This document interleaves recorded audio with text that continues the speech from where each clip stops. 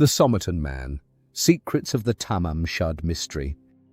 At dawn on December 1st, 1948, a solitary figure lay face up on the sands of Somerton Beach, just south of Adelaide. His polished shoes pointed skyward, his overcoat buttoned with precision, and yet there was no sign of violence. Only the unsettling certainty that he was dead. Weeks would pass before the tiniest scrap of paper, hidden deep within a sewn pocket, would transform this nameless corpse into one of history's most haunting mysteries.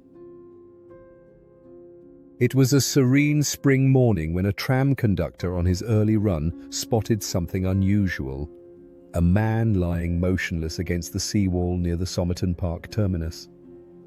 At first, the conductor assumed the man had simply dozed off after a long night, but closer inspection revealed a chilling reality. The man lay perfectly still, his features calm, as if he'd drifted into eternal slumber.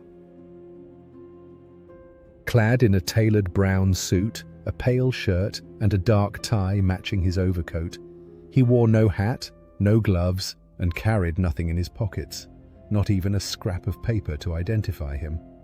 His shoes were polished to a mirror finish, yet there was not a single footprint nearby to suggest how he had arrived. By 6:30 a.m., police had cordoned off the beach, and word spread across Adelaide of the unidentified corpse. With no fingerprints on record and no missing person report matching his description, officials referred to him simply as the unknown man. A forensic pathologist examined the body and found no external wounds or signs of struggle. Yet toxicological analysis revealed traces of barbiturates, powerful sedatives that, in unregulated or impure form, could prove lethal. The evidence pointed to calculated foul play, a murder without a mark. After exhaustive but fruitless efforts to identify him, the man was interred in West Terrace Cemetery under a makeshift wooden headboard bearing only the letter J and the date of his death. 4 months later, in April 1949, a breakthrough came from the most unexpected place.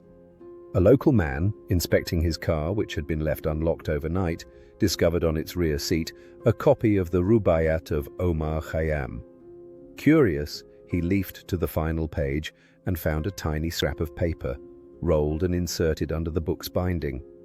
The fragment bore the words Tamám Shud, Persian for "it is finished."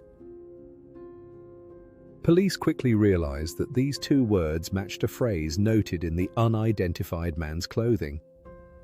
Handwriting experts compared the script from the scrap to faint pencil markings buried deep within his pocket. The mysterious fragment was soon traced back to a privately owned library copy, whose record showed one subscriber had reported it missing. But that subscriber was never located.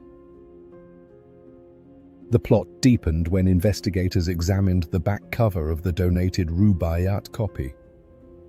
Beneath the printed text, they found a sequence of 50-odd characters, letters and numbers arranged in neat columns.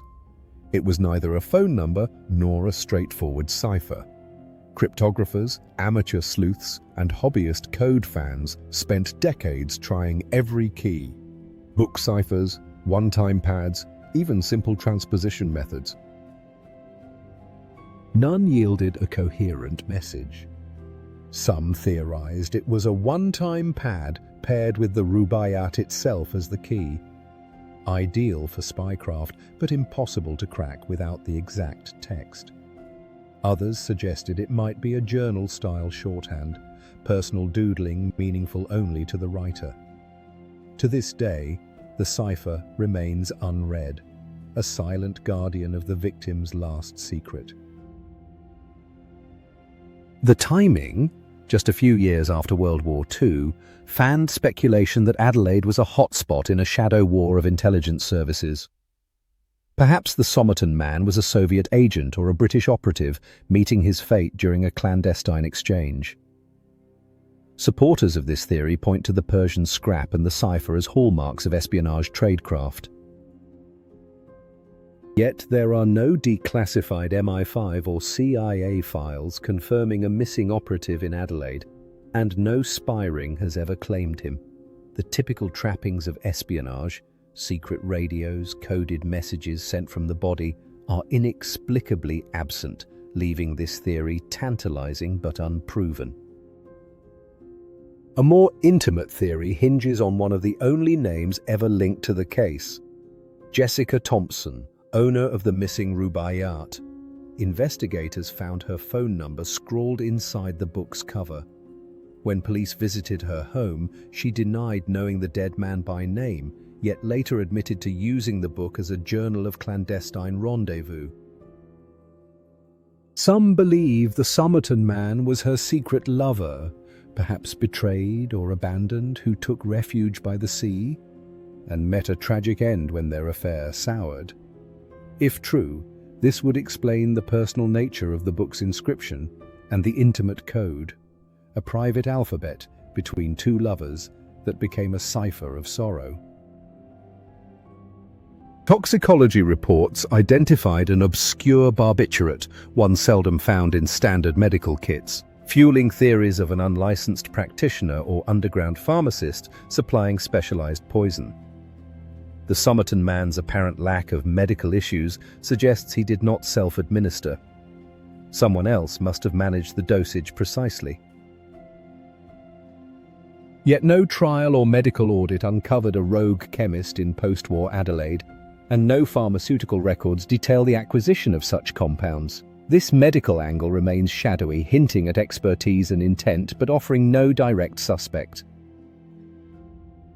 For decades, every investigative lead petered out, consigning the Somerton Man to the realm of unsolved legend.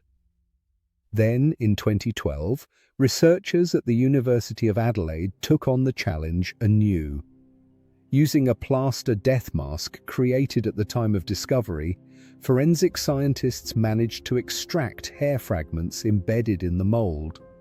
Through painstaking lab work, they retrieved enough genetic material to attempt a modern DNA analysis. By 2022, advancements in forensic investigative genetic genealogy, the same techniques that solved other cold cases, allowed scientists to compare the Somerton Man's DNA against public genealogical databases. The results pointed toward descendants of an electrical engineer named Carl Charles Webb, born in 1905 in Melbourne.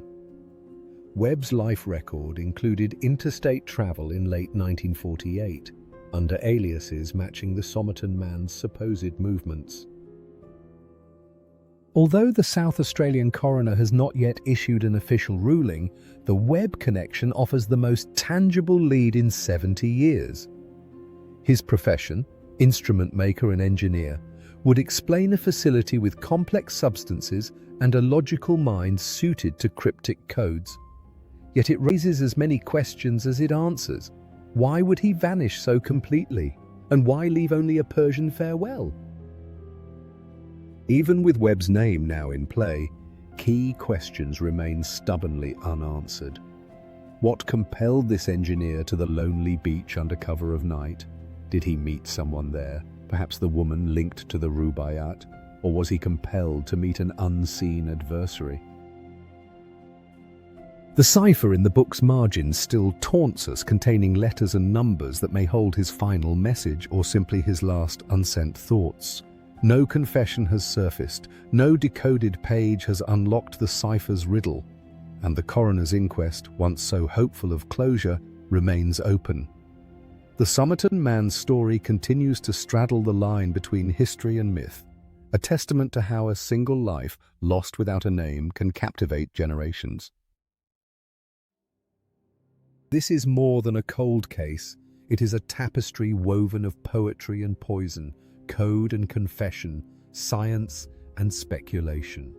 The Somerton Man's tale teaches us that some endings remain unfinished, that a single scrap of paper can echo across generations, and that the pursuit of truth often begins where certainty ends. If this journey into an unsolved enigma has held you spellbound, subscribe and ring the bell for more deep dives into history's greatest mysteries. Because some stories aren't finished until they're told.